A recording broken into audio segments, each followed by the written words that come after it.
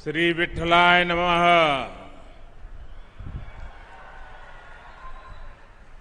नमो सद्गुरु तुक्या ज्ञान दीपा। नमो सद्गुरु सच्चिदानंद रूपा। नमो सद्गुरु भक्त कल्याण मूर्ति। नमो सद्गुरु भास्करा पूर्ण कीर्ति। मस्तक है पायावरी या वारकरी संताच्या।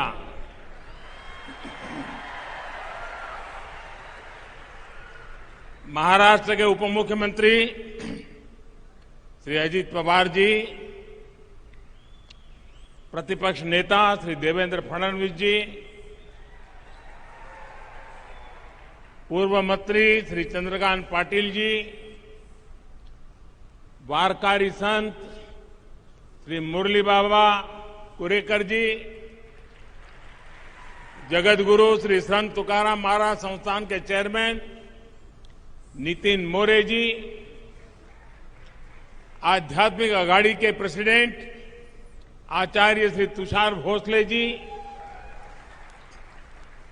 यहां उपस्थित संतगण, देवी और सज्जनों, भगवान विट्ठल और सभी वारकरी संतों के चरणों में मेरा कोटि कोटि वंदन।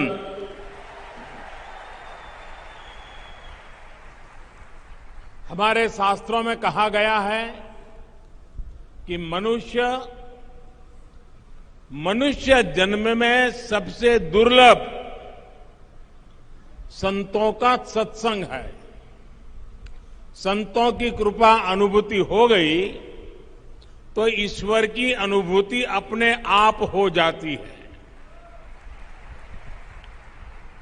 आज देहू की इस पवित्र तीर्थ भूमि पर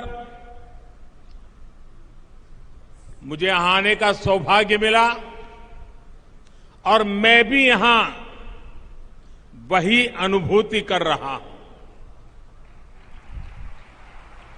देहू संत शिरोमणि जगतगुरु तुकाराम जी की जन्मस्थली भी है, कर्मस्थली भी है। धन्य देहू गांव पुण्य भूमि ठाव, तेथे नांदे देव पांडुरंग। धन्य क्षेत्रवासी लोकते देवाचे, उच्चारिती वाचे नाम घोष।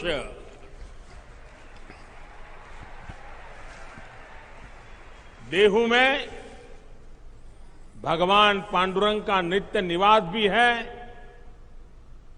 और यहां का जन जन स्वयं भी भक्ति से ओतप्रोत संत स्वरूप ही है। इसी भाव से मैं देहू के सभी नागरिकों को, मेरी माताओं बहनों को आदरपूर्वक नमन करता हूं। अभी कुछ महीने पहले ही मुझे पालकी मार्ग में 2 राष्ट्रीय राजमार्ग को 4 लेन करने के लिए शिलान्यास का अवसर मिला था। श्री संत ज्ञानेश्वर महाराज पालकी मार्ग का निर्माण 5 चरणों में होगा और संत तुकाराम महाराज पालकी मार्ग का निर्माण 3 चरणों में पूरा किया जाएगा। इन सभी चरणों में 350 किलोमीटर से ज्यादा लंबाई के हाईवे बनेंगे और इस पर 11,000 करोड़ रुपए से भी अधिक का खर्च किया जाएगा। इन प्रयासों से क्षेत्र के विकास को भी गति मिलेगी। आज सौभाग्य से पवित्र शिला मंदिर के लोकार्पण के लिए मुझे देहू में आने का सौभाग्य मिला है। जिस शिला पर स्वयं संत तुकाराम जी ने 13 दिनों तक तपस्या की हो, जो शिला संत तुकाराम जी के बोध और वैराग्य की साक्षी बनी हो, मैं मानता हूं कि वो सिर्फ शिला नहीं, वो तो भक्ति और ज्ञान की आधारशिला स्वरूप है। देहू का शिला मंदिर न केवल भक्ति की शक्ति का एक केंद्र है, बल्कि भारत के सांस्कृतिक भविष्य को भी प्रशस्त करता है। इस पवित्र स्थान का पुनर्निर्माण करने के लिए मैं मंदिर न्यास और सभी भक्तों का हृदयपूर्वक अभिनंदन करता हूं, आभार व्यक्त करता हूं।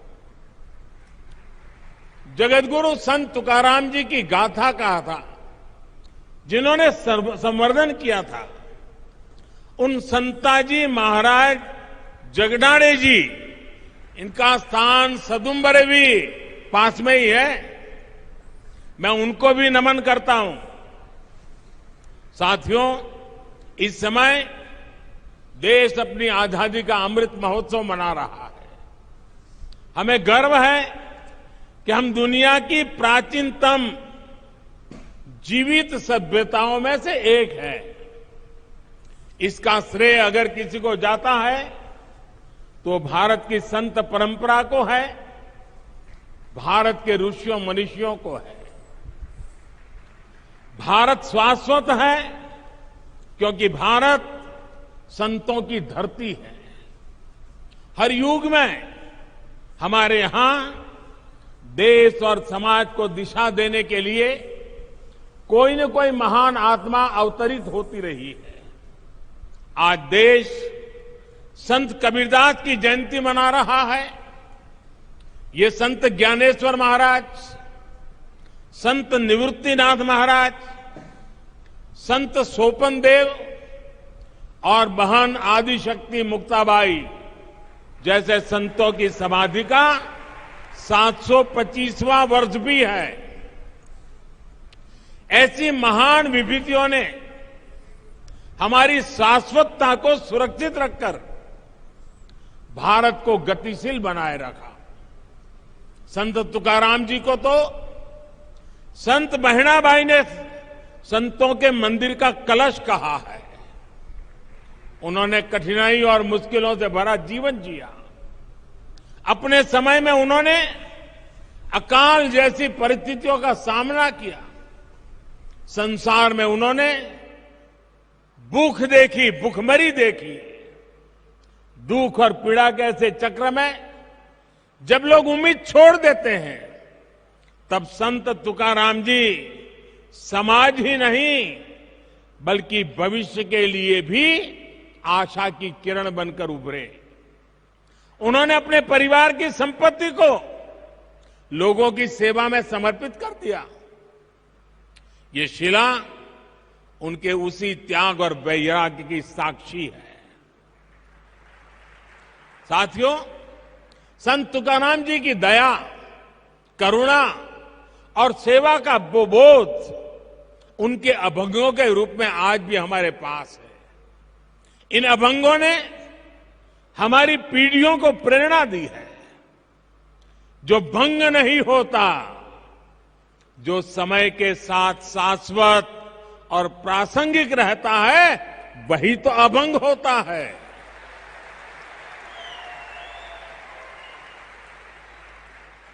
आज भी देश जब अपने सांस्कृतिक मूल्यों के आधार पर आगे बढ़ रहा है, तो संत तुकाराम जी के अभंग हमें ऊर्जा दे रहे हैं, मार्ग दिखा रहे हैं।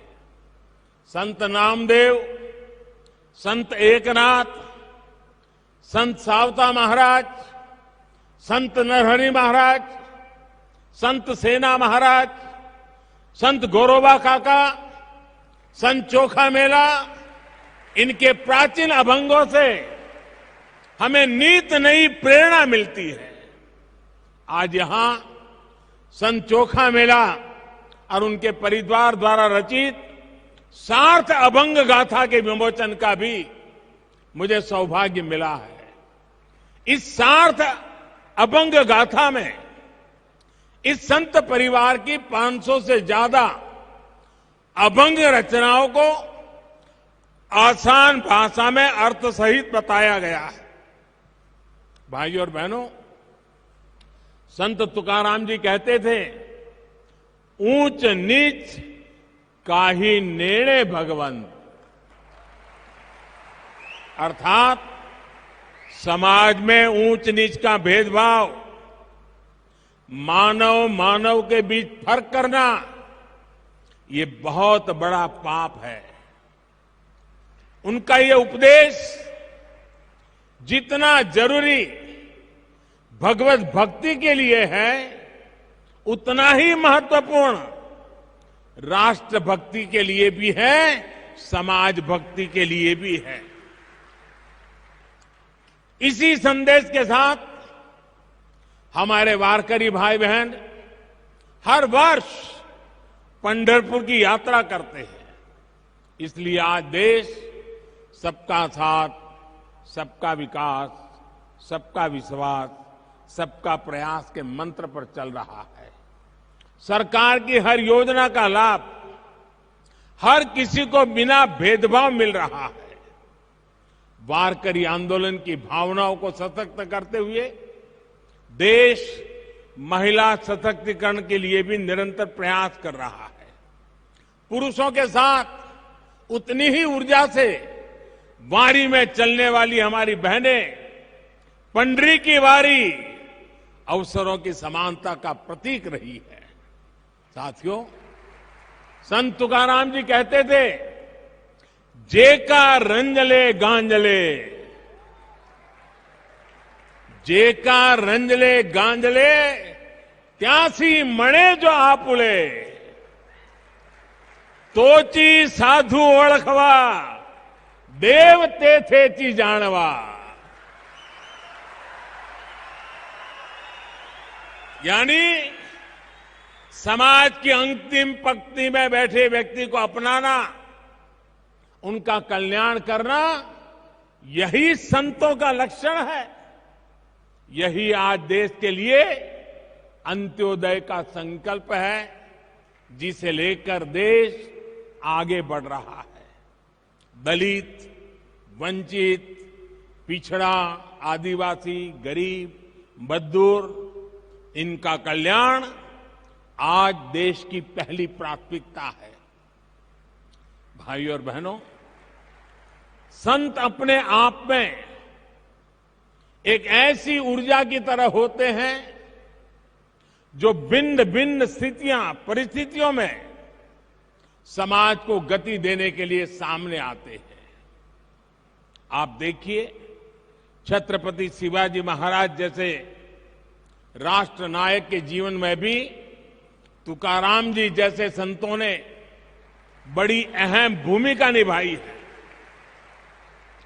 आजादी की लड़ाई में वीर सावरकर जी को जब सजा हुई, तब जेल में वो हथकड़ियों की चीपली जैसा बजाते हुए तुकाराम जी के अभंग गाया करते थे।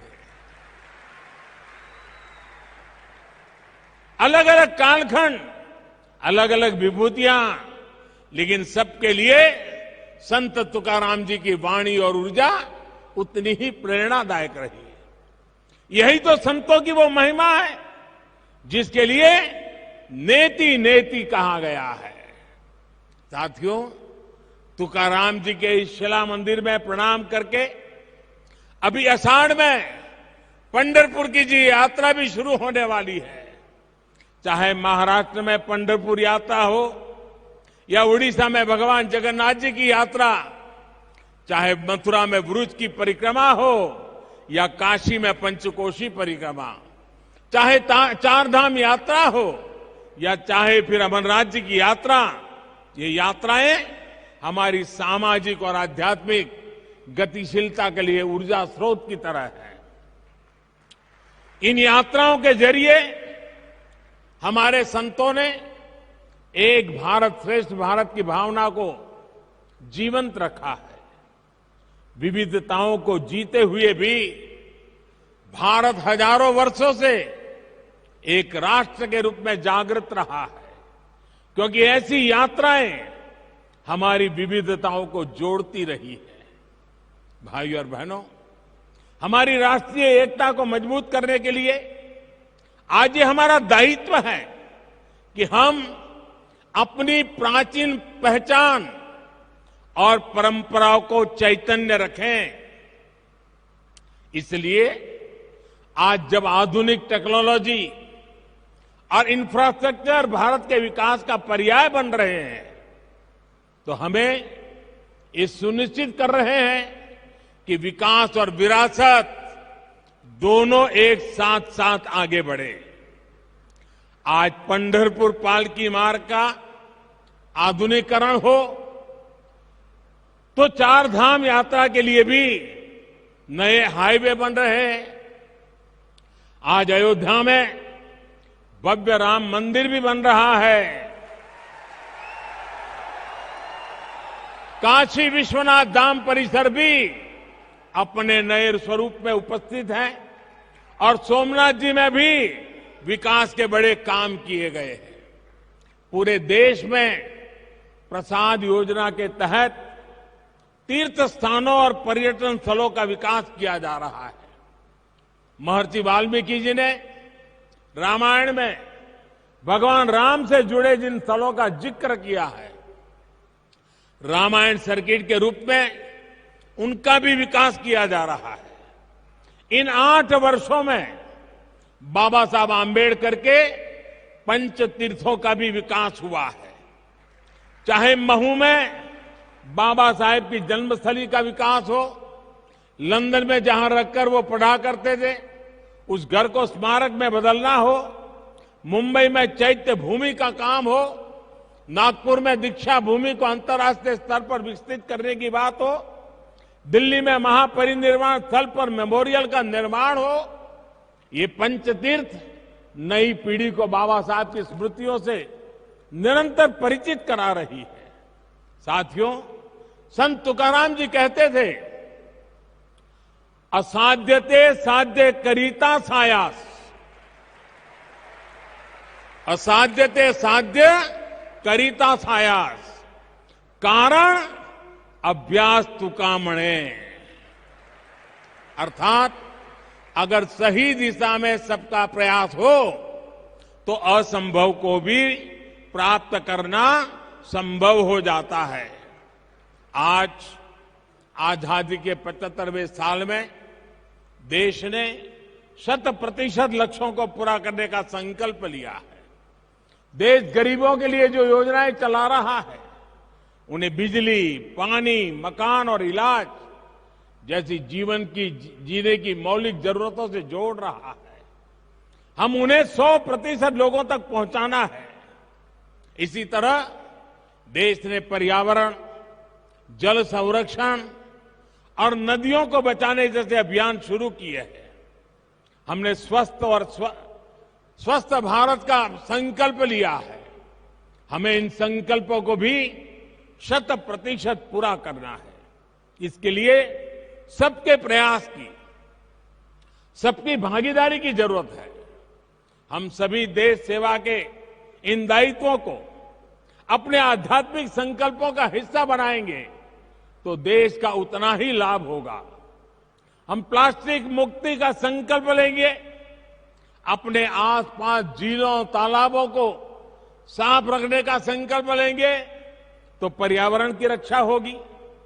अमृत महोत्सव में देश ने हर जिले में 75 अमृत सरोवर बनाने का भी संकल्प लिया है।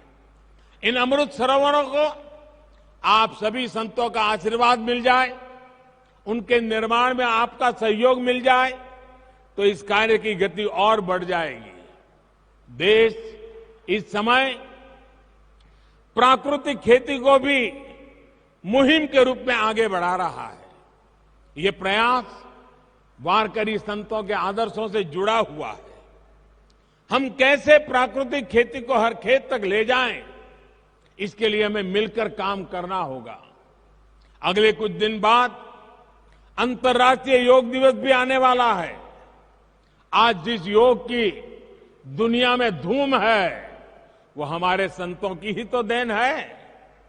मुझे विश्वास है आप सब योग दिवस को पूरे उत्साह से मनाएंगे और देश के प्रति इन कर्तव्यों का पालन करते हुए नए भारत के सपनों को पूरा करेंगे।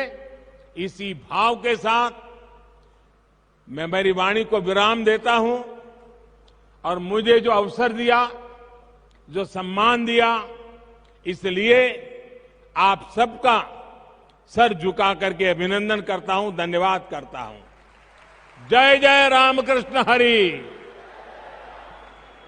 जय जय रामकृष्ण हरि, हर हर महादेव।